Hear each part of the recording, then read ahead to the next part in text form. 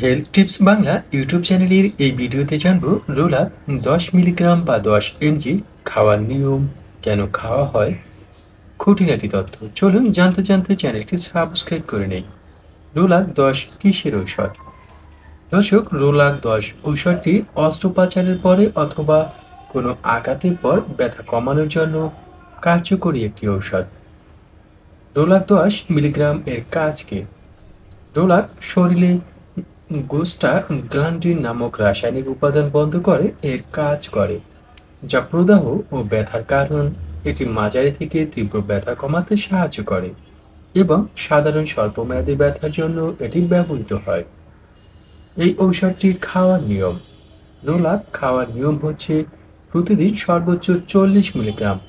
ঔষধটি 4 থেকে 6 ঘন্টা পর পর খাওয়া যায়, তবে দিনে কোনোভাবেই 40 মিলিগ্রাম তথা 4টি ঔষধের বেশি নয়।